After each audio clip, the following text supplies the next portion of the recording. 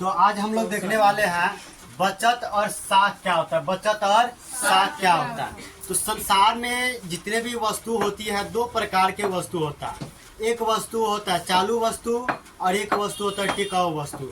चालू वस्तु अर्थात ऐसे वस्तु जो लाए और कुछ दिनों के बाद खत्म हो जाती है, कुछ दिनों के बाद खत्म हो जाती है, उसको चालू वस्तु कहेंगे। उसको क्या कहेंगे? चालू वस्तु कहेंगे। और ऐसे वस्तु जो लाएंगे और लंबे समय तक टिका रहे, लंबे समय तक टिका रहे, तो उसको बोलते हैं टिकाऊ वस्तु। उसको क्या बोलेंगे? टिकाऊ वस्तु बोलेंगे। चालू वस्तु और टिकाऊ वस्तु। वस्तु दो टाइप का, इकोनॉमिक्स के हिसाब से वस्तु दो टाइप्स का। तो एक होता है चालू वस्तु, एक टिकाऊ वस्तु होता है। तो चालू वस्तु क्या होता है? लाए कुछ दिनों के बाद वो वस्तु खत्म हो जाएगा, जैसे कि साग सब्जी, चावल, आटा, दूध, पनीर, घी, मक्खन, ये सब चालू वस्तु है। इस पर किया गया वे इन्वेस्ट ये सारा खत्म हो जाएगा। ये सेविंग नहीं होता, ये सेविंग नहीं होता। जबकि टिकाऊ वस्तु पर किया गया खर्च, टिकाऊ वस्तु पर किया गया खर्च सेविंग होता है। जैसे कि कोई ट्रैक्टर खरीद ले, जमीन खरीद ले या मशीन खरीद ले, इनके अलावा किसी चीज में फैक्ट्री में इन्वेस्ट कर दे, तो ये सारा वस्तु क्या होता है? टिकाऊ होता है, अर्थात सेविंग है। क्या है? सेविंग है। अब इस वस्तु का जब मन चाहे तब उपयोग कर सकते हैं। इसका जब मन तब उपयोग कर सकते हैं, अर्थात इसको हम क्या कर सकते हैं? ये बचत है। ये क्या है? बचत है। टिकाऊ वस्तु क्या है? बचत है।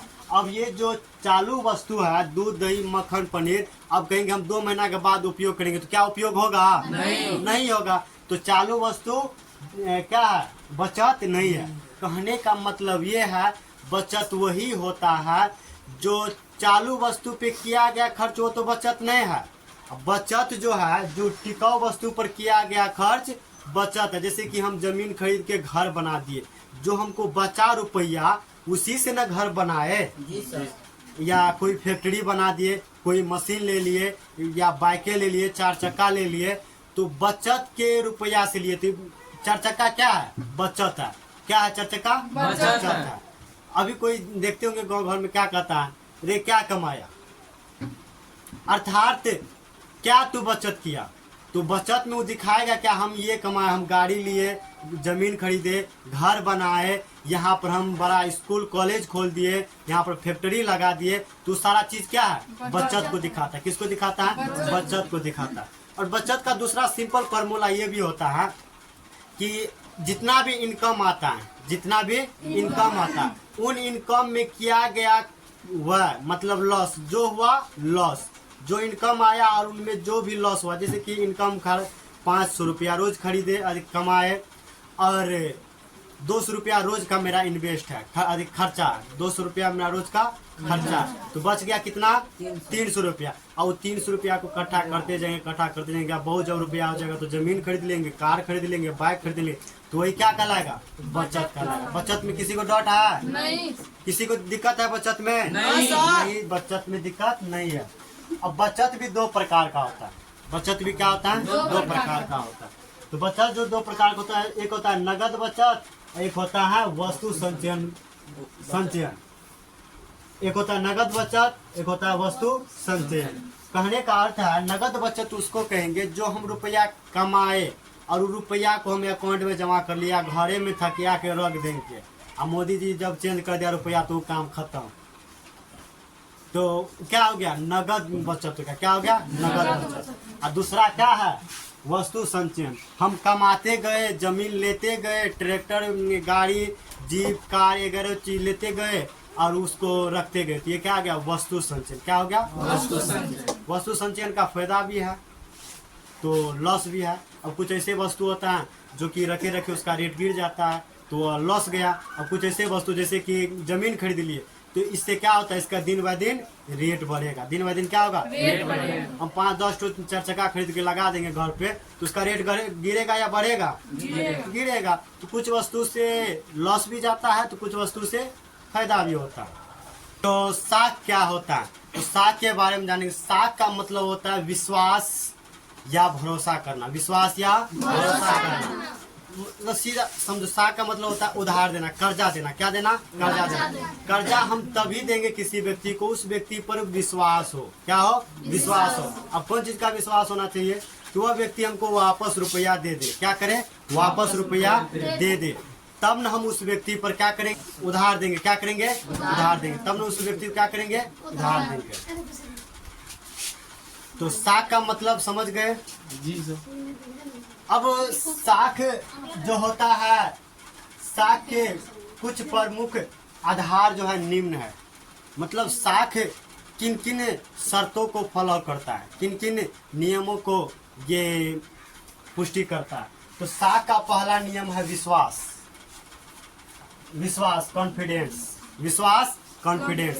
कॉन्फिडेंस से अब मान लो हम किसी व्यक्ति को हम उधार दे रहे हैं, उस पर हमको पूरा भरोसा है, पूरा कॉन्फिडेंस है कि ये मेरा रुपया वापस कर देगा, तभी हम उस व्यक्ति को रुपया देंगे, नहीं तो नहीं देंगे। देंगे कभी? नहीं देंगे। जिस पर विश्वास है ना है कि मेरा रुपया देगा कि नहीं देगा, तो उसको हम कभी दे सकते उधार? नहीं देंगे, कभी भी नहीं देंगे। दूसरा होता है चरित्र। दूसरा क्या होता है? चरित्र, करेक्टर। क्या होता है? करेक्टर।